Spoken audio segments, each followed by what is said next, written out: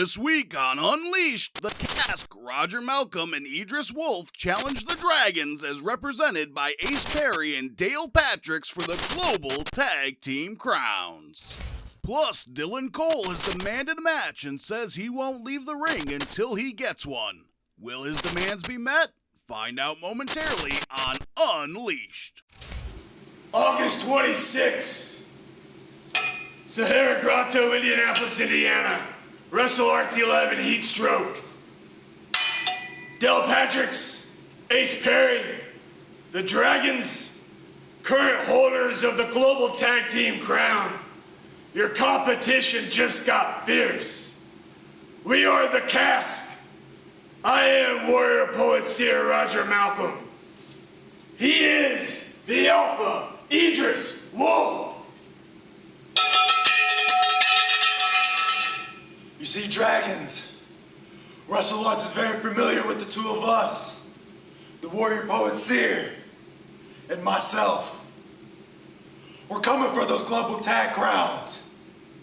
The hunting ground is set, and the Cask is soon to arrive. We shall be known as henceforth Dragon Slayers. Josh Crane, the Dragons, and here comes the Cask.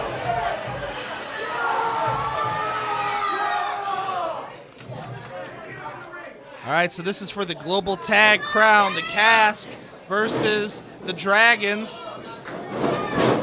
Do you ever notice that anytime the Dragons are in the building, chaos immediately ensues? Absolutely. In fairness, part of this falls on me, Taylor. Oh my gosh. Dale Patricks gets up the warrior poet seer, Roger Malcom, with a big body slam to Edrys Wolff.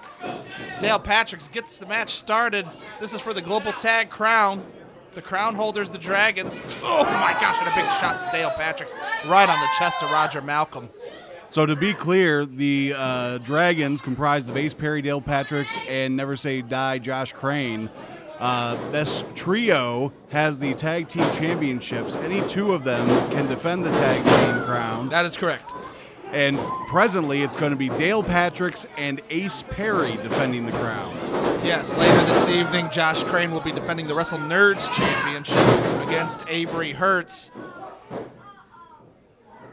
They definitely use this tactic to their advantage because now that means they just bring down all three of them. Oh my gosh, Dale Patricks chops Roger Malcom right on his back. Josh Crane having a coaching session with Ace Perry at ringside. Oh, senton splash there by Dale Patricks to Roger Malcom. 2. Kick out by Malcom. Taylor, I talked to Edrys Wolff on the WrestleARTS podcast, Wrestling with Stories, and we did talk about what do you plan to do against the Dragons? They jump people before the bell every single match. He said, we have a plan.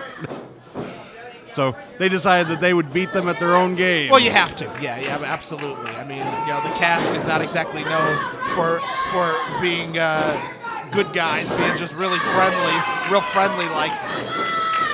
You don't get a name like Warrior Poet Seer by being Mr. Rogers. I can respect that. 1, 2. Oh, that was almost 3. Dale Patricks with a hot start right now. He is aggressive. And look at that grimace on his face. Yeah, Dale Patricks, I think that they took exception, Dale Patricks and Ace Perry, to the Cask beating them at their own game to start this thing off. Well, and since becoming the crown holders, Dale Patricks has upped his level of aggressiveness in the ring, I've noticed. Normally it was just aggressive outside the ring. Oh my gosh, just a shot elbow, and he throws his shirt at Edrys Wolff. Good gravy, Dale Patricks is just taking it to Roger Malcom. Oh my good night. Just a big falling slam. Roger Malcom just screaming, writhing in pain. The Warrior Poet Seer said, we are the Dragon Slayers, but it sure doesn't look like it right now. You know, ordinarily, Dale Patricks is kind of a fun, ha-ha type of guy, but he is No laughing matter for Dale Patricks tonight. Diving splash by the Black Diamond Ace Perry. As Josh Crane coaches from the sideline. Ace Perry's got his arm wrapped around Roger Malcolm's neck.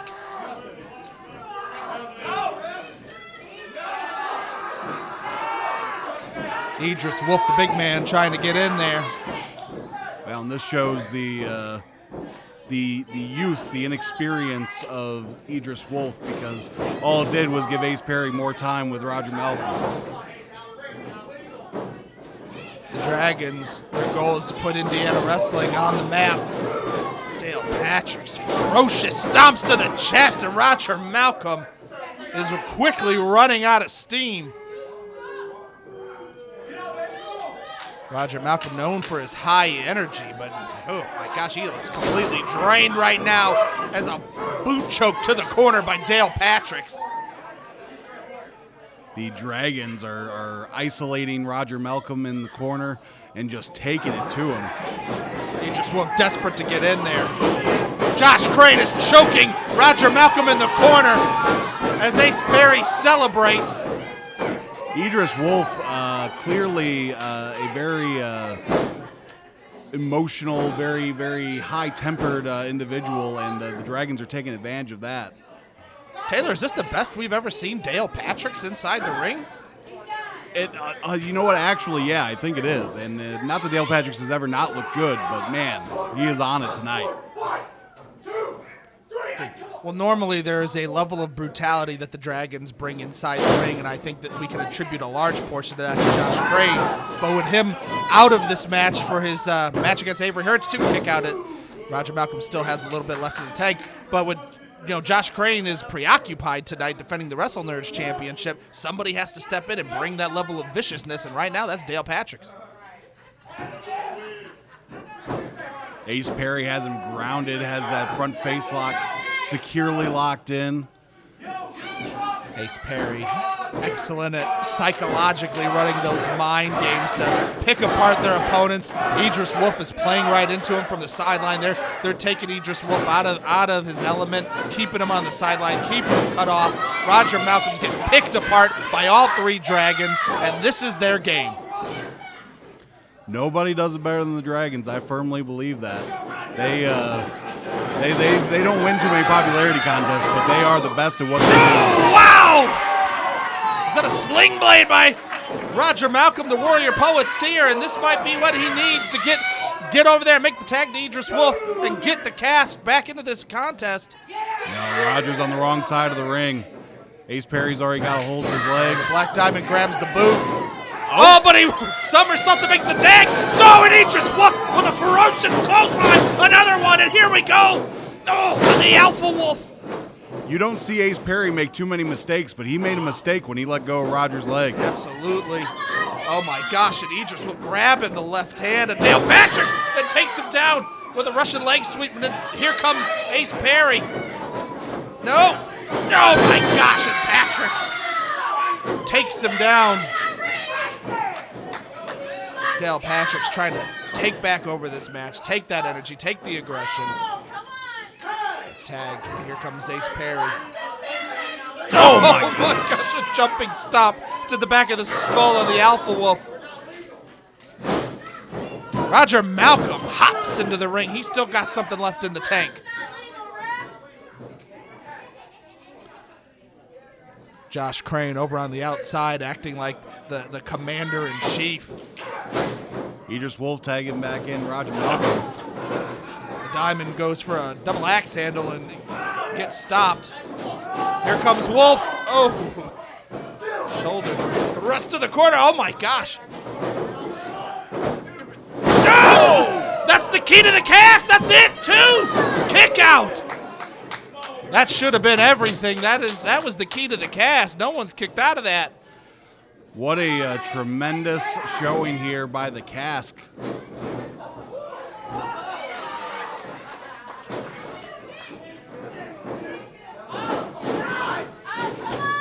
Oh, wow.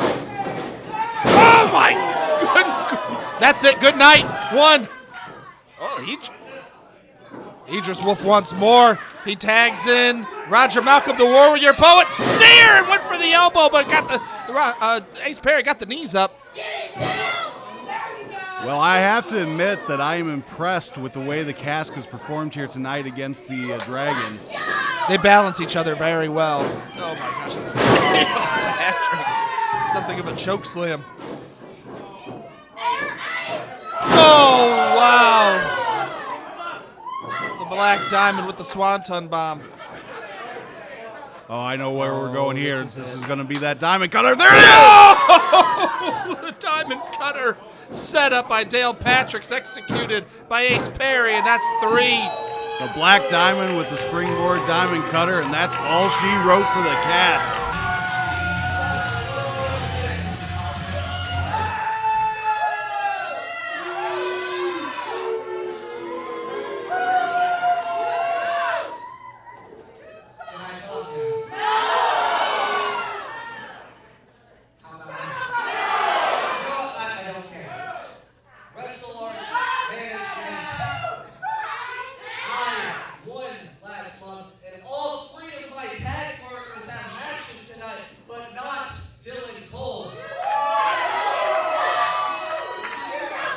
Now that's true.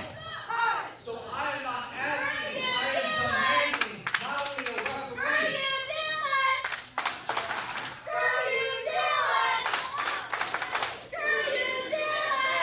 I am demanding a referee and an opponent right now. Come on, anyone. Taylor, I talked to Dylan Cole on the WrestleARTS podcast, Wrestling with Stories, and he did not have some kind words for Director of Operations, David Barker, because Dylan Cole has a point. He's the only person in the 8-man tag. Checking with the commissioner. David, do you sanction this? All right, ladies and gentlemen, the following match is a singles match scheduled for one fall. Your official will, introducing first from Shelbyville, Indiana, the menace to professional wrestling, Dylan Cole.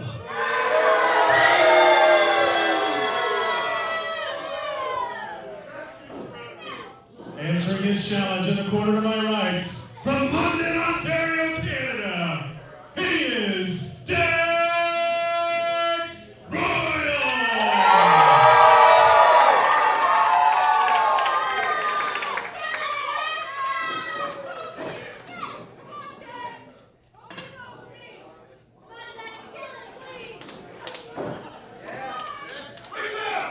Thank you for tuning in to WrestleARTS 11. I'm Jeff Edge, the voice of Indianapolis, alongside the talk of the town, Taylor McAllister. And Taylor, we have an interesting development here. So as of June 13th, we know that referee Dylan Cole signed a wrestler contract with WrestleARTS. I talked to Director of Operations David Barker today on the WrestleARTS podcast, Wrestling with Stories, and laid out, just asked him point blank, what is your problem with Dylan Cole? And he said, Taylor, I don't have a problem with Dylan Cole.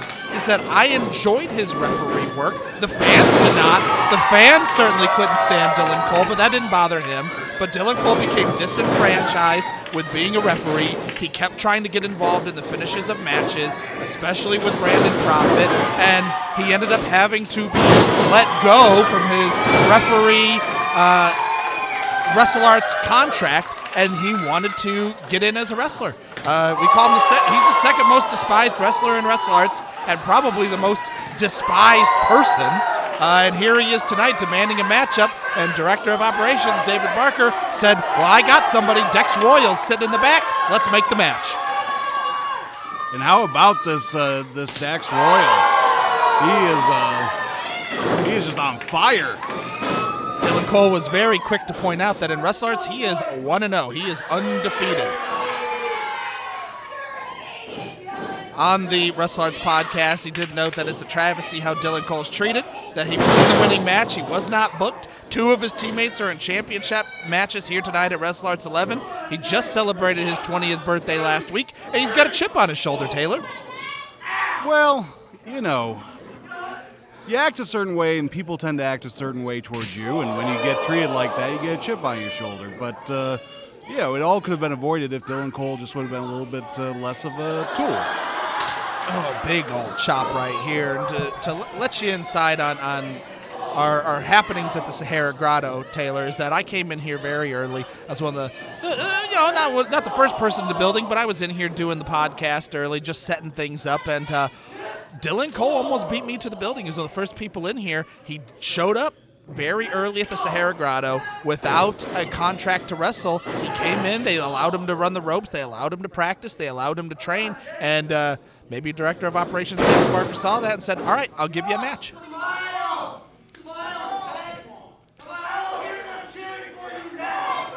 Well, Dylan Cole managing to find himself in the driver's seat now against Dex Royal here. He's only can get the 2 against Royal here. Dylan Cole trying to go 2-0 at WrestleARTS here at WrestleARTS 11.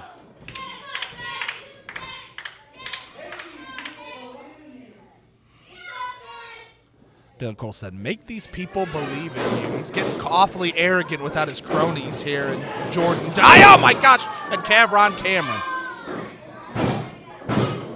Kick out by Dex Royal.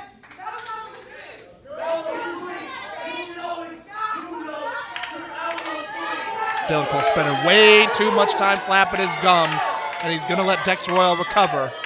Yeah, Dylan Cole has a lot of confidence for a guy with a red chest and a Kingdom Heart on his trunks. Dex Royal seemed to be counting his teeth there for a minute to make sure they're all still there.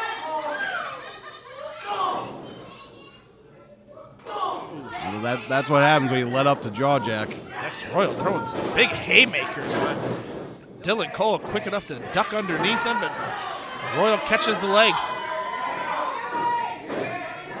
I'll tell you, I'm not very familiar with Dex Royal, but I'm liking him here tonight.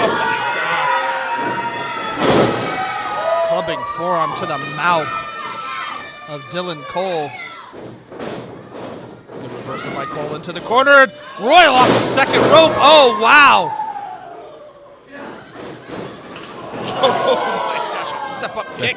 Dex Royal, I think his timing was thrown off a little bit by that fan that was so close to him. And when I say fan, I mean literally a spinning ceiling fan. Yep. Oh my gosh, Cassius Star almost got clipped by it earlier, almost got a haircut. Dex Royal's looking at that fan up there. That's almost died. You may see Dex Royal come back at WrestleARTS 12 to fight the fan. Yeah, absolutely. I imagine he'd not have as good of a chance against that as he does with Dylan Cole. Dylan Cole's only 1-0. Dex going back up top. Notice how Royal says, let me try the other turnbuckle away from. Oh, goes for a stomp. Catches himself, runs, gets back up to his feet. Dylan Cole takes the back. Half Nelson. Oh, nope. What an elbow. Wow. You could hear that elbow hit Cole right in the dome. Oh, man. 1, 2. Oh, Dylan Cole almost had the 3 count. Well, I am not a Dylan Cole fan by any means. I'm not a big fan of anybody that had anything to do with that mugging on Brandon Prophet at WrestleARTS 10, but I got to give it to him there. That was a heck of a shot. Look, what happened with Brandon Prophet, what happened with, Jordan Dye hit a 15-year-old boy. That could not be denied. What they did was heinous. How they tried to inflict pain upon Brandon Prophet, upon Hoodfoot Mo Atlas, on Jacob Johns, on everyone, the Big Sue Jackson. Like, it was horrible, the ending of WrestleARTS 10. But I have to hand it to Dylan Cole right now. He looks great in the ring. He almost lost his teeth from that knee. Dylan Cole's been showing agility. He's been showing ring awareness. He's athletic. On. He's acrobatic. Look at the way he knew to take that mule kick there to. That could be it. Oh my goodness. That could be all she wrote. 1, 2. Well, Dylan Cole goes 2-0. Yeah, that story pretty well tells itself. Ladies and gentlemen, your winner. I call a spade, Taylor. I cannot stand this man, but the dude can wrestle. Yeah, He's got talent. I won't take that away from him, but man, even his face is annoying. Oh, 100%. He's a crybaby.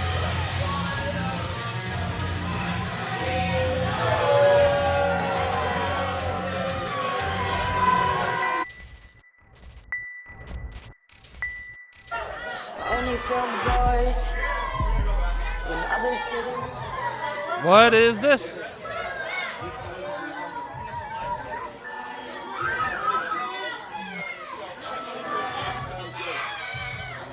Dylan Cole. Yeah, if I were Dylan Cole, I would run to my car as quickly as humanly possible because that is the video, that is the music for Brandon Profit. The Adam Street Butcher. After what happened at WrestleARTS 10, go back and watch it on YouTube if you can. Do you remember the number of that, Taylor? It was WrestleARTS Unleashed. It was WrestleARTS Unleashed 12, the unsanctioned street fight between Brandon Profit and Hoodfoot Mo Atlas. Yeah, and there he comes. There's the man. El Chupacabra's coming down here, Brandon Profit. He's still standing after everything that happened at WrestleARTS 10. Vampiro Profeta is in the building, baby. Yeah, Dylan Cole has a lot of courage right now to stand in that ring. After what he did to Brandon Profit, here it comes. A kick to the jimmies. Taste of your own medicine, pal. To the corner. The Butcher. Oh my gosh. European uppercut. Face wash. Finish him, Brandon. Come on. Let him have it. Jesus.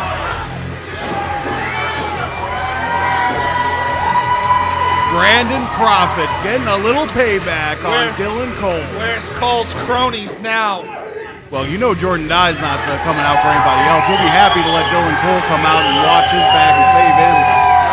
I hope Dylan Cole notices that he has no friends out here to save him.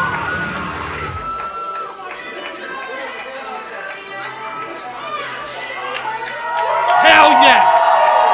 Yes, absolutely. There you see the fist bump with Brandon Profit's son, Fred Profit, who was violently assaulted by Dylan Cole, Jordan Dye, and Canyon last at WrestleARTS 10. Good for you, Profit. Get some payback. This story between Brandon Profit and Jordan Dye and the Goon Squad is not over by a long stretch. That's for sure.